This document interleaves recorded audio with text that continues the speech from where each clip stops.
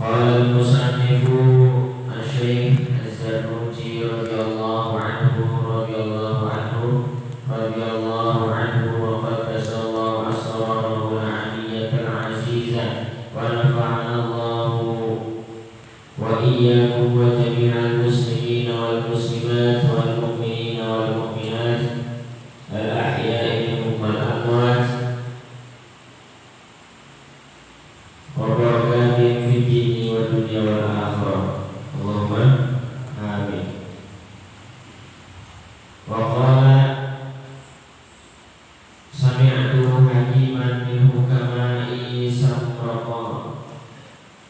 Samarqand qala inna wahidan min talabatil ilmi syawarani fi talabil ilmi wa kana azama ala dhahabi ila Bukhara fi talabil ilmi wa kada yanbaghi an yushawira fi kulli amri. Sekarang di pagi ini kita membahas mengenai bermusyawarah ya. Kemarin kita membahas tentang bagaimana tata cara untuk memilih ilmu, bagaimana tata cara untuk memilih guru, dan bagaimana tata cara untuk memilih teman ya. Selanjutnya kita akan membahas mengenai bermusyawarah. Fa inna Allah Ta'ala amara Rasulullah sallallahu alaihi wasallam bil musyawarati fil umuri wa lam yakun ahadun afdala minhu wa ma'a dzalika umira bil musyawarati wa kana yushawiru ashabahu hatta awaidil bait. Dari Abu Hanifah berkata, saya mendengar salah seorang ahli hikmah Samarkand berkata, ada salah seorang pelajar ya, yang mengajar itu bermusyawarah mengenai masalah-masalah untuk menuntut ilmu. Sedang ia sendiri telah bermaksud ke Bukhara untuk belajar di sana. Demikianlah maka seyogianya atau sejatinya pelajar itu harus suka bermusyawarah dalam segala hal yang ia hadapi. Jadi kalau kita mempunyai suatu masalah atau sedang kebingungan, itu hendaknya kita sebagai santri harus bermusyawarah ya. Jadi sebisa mungkin kita harus bermusyawarah, entah itu dalam masalah ataupun dalam suatu organisasi atau sedang kebingungan. Nah, patutnya kita untuk bermusyawarah. Bermusyawarah itu jadi kita saling bertukar pikiran ya. Jadi saling bertukar pikiran. Jadi tidak cuma dilakukan oleh satu orang, tapi bermusyawarah itu dilakukan oleh banyak orang ya. Minimal 2 orang itu bermusyawarah. Jadi kalian manfaat bermusyawarah tidak lain dan tidak bukan untuk menyelesaikan masalah. Demikianlah maka sejatinya itu berarti harus bersuka bermusyawarah ya. Santri itu harus suka bermusyawarah ya, sama teman atau sama kakak kelas, adik kelas, diajak musyawarah.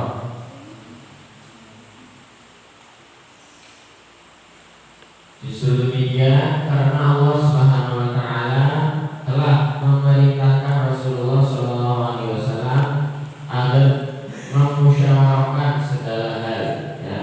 Jadi Allah Subhanahu wa Ta'ala menganjurkan ya, atau menyuruh Nabi Muhammad SAW itu untuk bermusyawarah dalam segala hal. Jadi pada Nabi itu disuruh oleh Allah untuk selalu bermusyawarah dalam hal apapun ya. Jadi walaupun perintah Nabi itu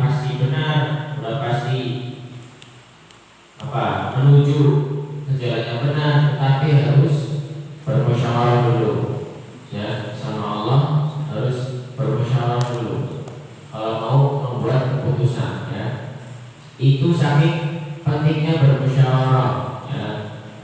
Walaupun contoh si Forlan ya memutuskan sesuatu, misal Forlan ketua partai misalnya, atau ketua organisasi ya, itu nanti walaupun keputusan Forlan itu benar ya, itu belum tentu bawahannya itu menerimanya, ya enggak? Ya pasti semua orang punya pendapat masing-masing, berbeda pandangan masing-masing ya. Makanya itu sangatlah penting untuk bermusyawarah ya. Itu setelah kanjeng Nabi aja suruh bermusyawarah, apalagi kita ya, kita itu harus berbanyak bermusyawarah. Tapi ada orang lain yang lebih pintar dari beliau ya, dan ternyata masih juga diperintahkan untuk bermusyawarah. Beliau pun mengajak para sahabat untuk bermusyawarah hingga urusan-urusan rumah tangga beliau sendiri itu. Saking pentingnya bermusyawarah. Kanjeng Nabi itu cerdas, pintar ya, itu masih disuruh bermusyawarah. Dan Nabi sendiri disuruh oleh Allah Subhanahu wa taala suruh bermusyawarah. Nah, Nabi juga mengajak para sahabat untuk bermusyawarah ya. Jadi kalau kita disuruh kebaikan, maka kita harus mengajak orang lain juga kepada kebaikan ya. Jadi jangan buat sendiri. Misal kita menjalankan suatu kebaikan, nah disuruh jalan kebaikan, nah kita gak mengajak teman kita, nah itu salah juga ya. Kalau kita lagi ngajak kebaikan atau lagi melakukan kebaikan, nah itu kita ngajak teman ya, teman-teman yang belum baik, nah kita diajak tuh, ajak ke jalan yang baik, baik dong. Nah sampai Rasulullah mengajak para sahabatnya untuk bermusyawarah itu sampai dalam hal masalah rumah tangganya, rumah tangga sendiri-sendiri. Nah itu dalam masalah rumah tangga sendiri aja harus bermusyawarah ya, dalam berkeluarga, dalam organisasi, pokoknya dalam hal yang melibatkan orang lain di dalamnya ya.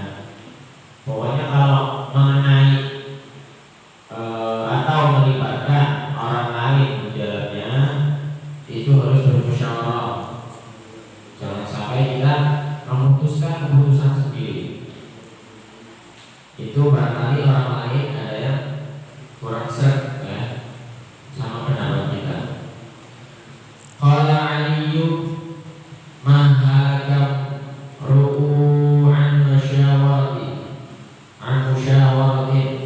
ila rajulun wa nisfu rajulin wa la syai'a farrajulu man lahu ra'yun sha'ibun wa yushawiru wa nisfu rajulin man lahu ra'yun sha'ibun walakin la yushawiru aw yushawiru walakin la ra'a lahu wa la syai'a man la ra'a lahu wa la yushawir. Wa qala Ja'far Shadiq li Sufyan ats-Tsauri rahimallahu syawir fi amrika ma'al ladina yakhshawna Allah ta'ala.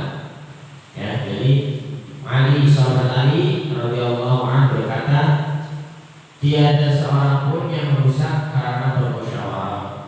Ya, jadi enggak ada orang yang rusak atau orang yang sesat karena musyawarah. Ada yang mengatakan pula satu orang utuh setengah orang, satu orang utuh dan setengah orang ya. Dan orang tak berarti, orang utuh yaitu yang mempunyai pendapat benar juga mau bermusyawarah. Sedang setengah orang itu yang mempunyai pendapat benar tetapi tidak mau bermusyawarah ya.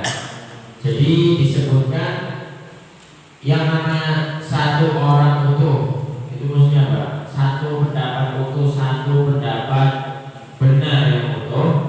Itu apa? Itu artinya pendapat itu sudah dimusyawarahkan ya. Jadi kalau pengen utuh ya, kalau pengen disebut satu orang utuh itu harus bermusyawarah ya. Nah, sebaliknya kalau dianggap setengah orang atau tidak sempurna kalau tidak bermusyawarah ya. Dan orang tak berarti adalah orang yang tidak mempunyai pendapat ya. Lagi pula tidak mau ikut bermusyawarah. Jadi ada tipe 3 orang. Yang pertama orang yang butuh ya. Yang kedua orang yang setengah utuh. Dan yang ketiga adalah apa? Apa tadi? Orang yang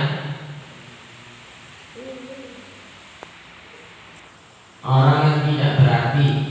Ya, gimana? Yang pertama orang yang utuh, yang kedua orang yang tidak utuh, yang ketiga orang yang tidak berarti. Nah, yang pertama orang yang utuh berarti orang yang sudah bermusyawarah ya. Orang yang kalau ada apa-apa langsung musyawarah. Kalau mau memutuskan sesuatu musyawarah dulu. Nah, itu orang yang utuh. Yang pertama. Yang kedua orang yang tidak utuh atau setengah utuh. Nah, orang itu mempunyai pendapat yang bagus, yang benar, tetapi tidak dimusyawarahkan dulu, langsung memutuskan sesuatu. Nah, itu setengah utuh ya. Itu setengah utuh. Udah benar cuma tidak bermusyawarah, itu setengah utuh. Dan yang ketiga adalah orang yang tidak berarti. Nah, orang yang tidak berarti gimana? Kenapa tidak berarti? Karena dia tidak mempunyai pendapat ya, tidak mempunyai pendapat. Jadi orangnya diam terus, enggak ngasih pendapat, tidak mempunyai pendapat, atau tidak mau ikut atau tidak mau bermusyawarah ya. Jadi jangan sampai kita jadi orang yang ketiga ini, orang yang tidak berarti ya. Orang yang tidak berarti itu apa? Orang yang dia tidak ngasih pendapat ya, tugasnya hanya mengomentari saja. Nah, itu orang tidak berarti ya. Jadi nggak mau tampil, nggak mau ngasih saran, dan boro-boro ikut musyawarah ya. Jadi orangnya cuek berbohongan ya. Nah, jangan sampai kita jadi orang yang ketiga ini ya. Begitupun kalian sekarang lagi, misal kalau ada lomba-lomba ya, kan lomba berkelompok gitu. Nah, itu kita harus saling bermusyawarah di situ ya. Jangan sampai kita punya pendapat bagus tapi nggak dimusyawarahin, itu percuma ya. Jadi pada kalian punya pendapat bagus tapi nggak diusulkan ya, cuma ngomong di belakang ya, itu salah juga ya. Harus diomongin. Di mau tampil apa? Nah, harus dirembuki dulu, musyawarah dulu. Mau tampil ini harus dimusyawarah dulu. Dan jadi jangan sampai kita jadi orang yang ketiga. Nah, jadi orang yang ketiga, orang yang tidak mau berpendapat, hanya mengomentari dan tidak mau ikut bermusyawarah. Jangan sampai ya. Nanti malah yang bikin cekcok atau yang bikin ribut itu yang orang yang ketiga ini. Kepada Sufyan Ats-Tsauri ya, waqala Ja'far Shadiq radhiyallahu anhu berkata, ya, qala syawir fi amrika ma'al ladzina yakhshawna Allah ta'ala ya. Musyawarahkan urusanku dengan orang-orang yang bertakwa kepada Allah Subhanahu wa taala. Ini kata Ja'far Shadiq ya. Kata Ja'far Shadiq radhiyallahu anhu, kita harus bermusyawarah ya. Musyawarahlah urusan-urusanmu dengan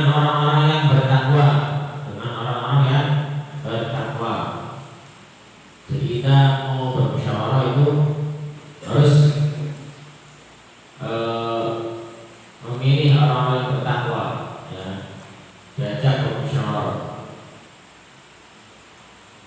Wa talabul ilmi min a'lal umuri wa as'abiha, fakana al-musyawaratu fihi ahammu wa awjaba, ya.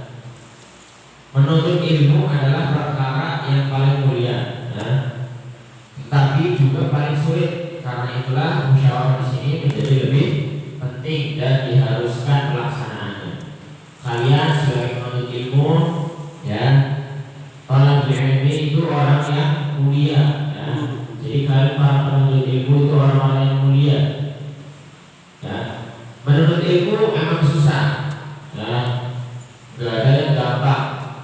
Menuntut ilmu itu susah, gak ada yang gampang. Tapi kalau kalian gak menuntut ilmu, nanti nambah susah, ya. Belajar emang susah, belajar emang apa? Sulit atau gimana? Susah masuk, ya, susah paham. Tetapi kalau kalian tidak belajar, itu malah lebih sulit lagi, lebih susah lagi kalian hidupnya. Karena bodoh, ya. Kalau kita nggak belajar, otomatis kita bodoh, tidak tahu apa-apa, ya. Makanya kita harus belajar, wajib. Menuntut ilmu itu wajib, ya. Walaupun itu susah, walaupun itu sulit, tetapi kalau kita tidak menuntut ilmu, maka lebih sulit lagi kehidupan kita, ya. Makanya kita sebagai pelajar, ya, sebagai talibul ilmi itu dianjurkan untuk bermusyawarah, ya. Makanya talibul ilmi itu sulit, ya, susah. Nah, kalau bisa meringankan hal tersebut itu dengan bermusyawarah ini, ya. Jadi sebagai seorang pelajar atau ilmu itu kita dianjurkan untuk selalu bermusyawarah, ya, dari segala hal apapun. Qala Hakim idza dhahabta ila Bukhara la taj'al fil ikhtilafi ila al-a'imah wa qul syahraini hatta tata'ammala wa takhtaru ustada, ya. Al-Hakim mengatakan, jikalau kau pergi ke Bukhara, janganlah ikut-ikut perselisihan para imam, ya. Jadi kalau ke Bukhara, kata Imam Al-Hakim, jangan ikut perselisihan atau perdebatan, ya. Fa innaka in dhahabta ila alimin wa bada'ta bisawqi 'indahu rubbama la yu'jibuka darsiyatuhu fatatrukahu wa tadhhaba ila akhra fala yubar laka fi ta'allumi fadu'amil fi syahraini fi ikhtiyari al-ustadi wa syawir hatta la tahtaj illa tarkuhu wa i'radi anhu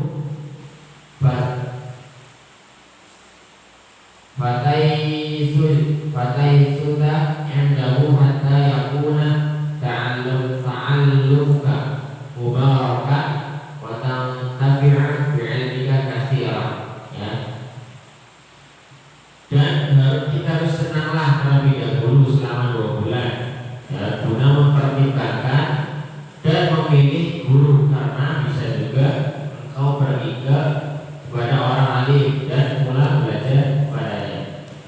Tiba-tiba pelajarannya tidak menarik dan cocok untukmu, lalu kamu tinggalkan begitu saja untuk pergi ke lain guru. Jadi jangan sampai kita mengambil suatu keputusan dengan buru-buru, ya. Apalagi memilih pendidikan, ya. Jadi kita kalau mau memilih sesuatu atau jurusan atau pendidikan, nah, jangan terburu-buru, harus memikirkannya terlebih dahulu. Contoh kita mau mondok, ya, mau mondok di kantor atau di mana, kita harus pikir pikirkan matang-matang. Jangan sampai asal mau di pondok keren bagus masuk. Ya, nanti udah masuk baru sebentar, wah nggak cocok, wah kurang, nanti keluar. Ya, jangan sampai seperti itu. Ya, akhirnya belajar kubur tidak mendapat berkah karena itu pertimbanganlah dahulu selama 2 bulan untuk memilih ingin berpindah ataupun berpaling dari guru tersebut. Dengan begitu engkau mendapat manfaat belajar di situ, ya, mendapat berkah dan banyak manfaat ilmu yang kamu peroleh. Jadi kalau kita sering berpindah-pindah guru atau sering pindah pondok, ya, sering pindah sekolah, itu tidak patut, tidak baik, ya. Karena apa? Karena nanti kita tidak mendapatkan keberkahan guru tersebut, ya. Jadi kalau kita belajar itu nggak boleh pindah-pindah guru, ya. Semisal kalian masih ragu, nah coba 2 bulan dulu, ya. Kata Habib di sini, ya, kita harus mencoba 2 bulan, dipikirkan matang-matang, ya, jangan sampai mengambil keputusan langsung, ya, tidak dipikirkan dulu, ya. Jadi kalau kita mau belajar itu harus dipikirkan dulu. Nah, kalau kita sering berpindah-pindah guru, maka akibatnya kita tidak mendapatkan keberkahannya, ya. Jadi kalau kita pengen ilmunya berkah, pengen ilmunya manfaat, ya, itu jangan berpindah-pindah guru atau berpindah-pindah belajar, ya. Jadi fokus di situ, yang bermanfaat, gitu, ya, betul. Jadi kita dapat berkah dan manfaat ilmu yang diperoleh, ya. Kayak teman Ustaz dulu pernah, nah dia sering pindah-pindah pondok, ya.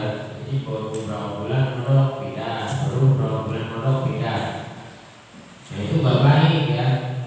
Jadi kalian gimana mau ilmunya masuk, ya, pikirkan aja begini. Kalau kalian lagi di pondok, ya, lagi gak betah, itu adalah suatu proses menuju betah, ya. Suatu proses ilmu itu lagi masuk tuh. Nah, kamu lagi menimba ilmu, ya, ibaratnya kayak kalian mengambil air, ya, pakai ember. Kalian lagi ngambil pakai ember, lagi diisi air, ya, lagi diisi, tapi kalian udah pergi aja, belum penuh, ya. Airnya belum penuh, tapi udah pergi. Nah, itu contohnya, ya. Jadi harus penuh sekalian di situ. Jadi airnya sama, ya, airnya sama, rasanya sama. Kalau kita berbeda-beda tempat, ya, mungkin ada air yang keruh, air yang asin, air yang jernih, nah campur, nah jadinya nggak karuan. Wah itu, ini pada tidur, ya. Ya, ini jangan sampai, ini penting ini, malah pada tidur, catat. Itu penting, ya. Kita jangan sampai berpindah-pindah. Berpindah-pindah ini maksudnya nggak istiqomah, ya. Mau belajar itu harus istiqomah, harus ditekuni, dalam hal apapun, dalam hal sekecil apapun itu harus ditekuni, ya.